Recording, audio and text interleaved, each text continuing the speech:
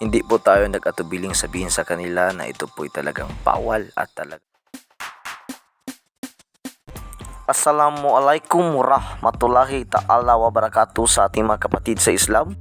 At isang magandang pagbati na magandang araw din naman po sa ating mga kapatid na Kristiyano. Sa video pong ito mga kapatid ay ating makikita na ang SPAG Baclayon chapter ay nagkaroon muli ng paglilinis sapagkat minsan ang ating CCTV camera ay nahaharangan ng mga mahaba at matataas na mga damo. Kasabay ng paglilinis ng ating mga SPAG members sa Baclayon chapter ay nagsagawa rin naman tayo ng virtual way of patrolling gamit ang ating drone. Kapansin-pansin sa ating kuha na may mga tao na naglalakad. Unang-una hindi pa natin alam kung saan ito sila patungo. Nung kinalauna ay nalaman din natin na pupunta pala ito sila sa simbahan. Simbahan po ng mga Kristiyano na SPAG member din ng Baclayon chapter. Sa kuha ng ating drone gamit ang satellite na live po ng ating GPS internet ay talagang kitang-kita kapag may taong naglalakad. Kaya nung mga nakarang buwan po ay may nakita tayo ng mga taong naghuhuli ng mga hindi dapat huhulihin ng mga endangered species na mga hayop na kung tawagin ay mga wild animals nga po. So ayan nga po yung nasa screen at na-report na po natin yan sa barangay at nagawa na rin po natin yan ng paunang blatter po sa kanyang nagawa. Ito'y kanyang pinagsisihan at sabi niya hindi na niya uulitin pa. Kaya mabisa nga po ang gamit natin drone para din sa special way of patrolling. At sa bagay pong ito ay nakarating na po ang mga kabataan sa loob ng simbahan sa kadahilan ng sila po ay may research na gagawin sa kanilang respective classes. At pagkatapos po niya ay sinamantala po natin ang panahon para magpaliwanag sa kanila na bawal po ang paputok sa mga panahong ito. Bagaman gustong-gusto ng mga bata ang mga firecrackers pagdating ng mga araw ng bagong taon, hindi po tayo nag-atubiling sabihin sa kanila na ito po'y talagang bawal at talagang nakapapahamak sa kanilang kalusugan maging sa kanilang mga parte ng katawan. Ginawa po natin ito as mga concerned citizens po para sa ating mga kabataan ngayong malapit na po ang bagong taon. At bilang paalala na rin po ito sa ating mga tagapanood. You are watching Inspired by SPAG. At sa pagpapatuloy po. Hi guys! So ngayon po ipagpapatuloy po natin ang paglilinis nitong area na to kasi nung nakarang araw ay hindi ito napatuloy. So ngayon, lilinisin natin dyan sa nakikita ninyo para na rin hindi maharangan yung CCTV camera natin. So tara guys, samahan niyo kami.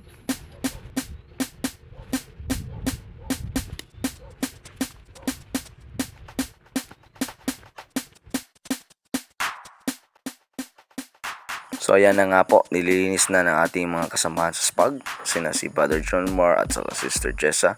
Ito rin po ating CCTV view na nahaharangan. Kaya lahat pong yan ay ating kukunin para wala na po magiging sagabal pa sa ating CCTV cameras.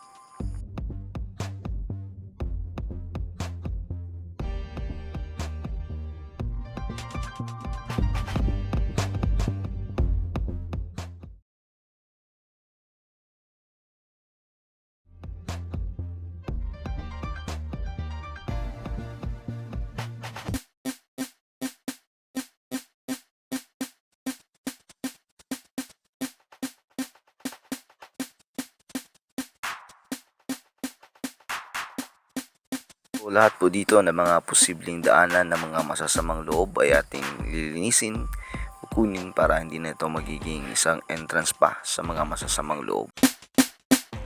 Kaya ganito po ang ginagawa ng SPAG member ng Baclayon chapter para po mapanatili natin ang ating kapayapaan sa ating kapaligiran.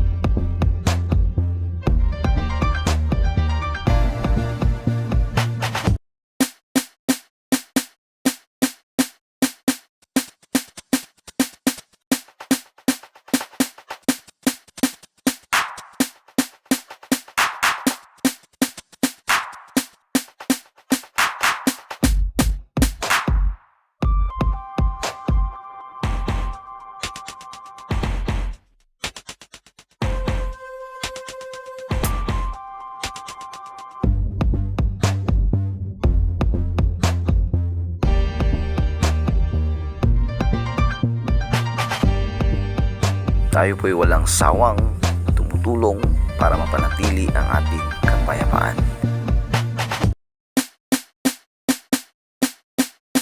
Maraming salamat po sa panunood sa maikling video na ito. Kita-kits po tayo sa sunod na video. Hanggang sa muli, ito po ang Inspired by SPAC. Assalamualaikum.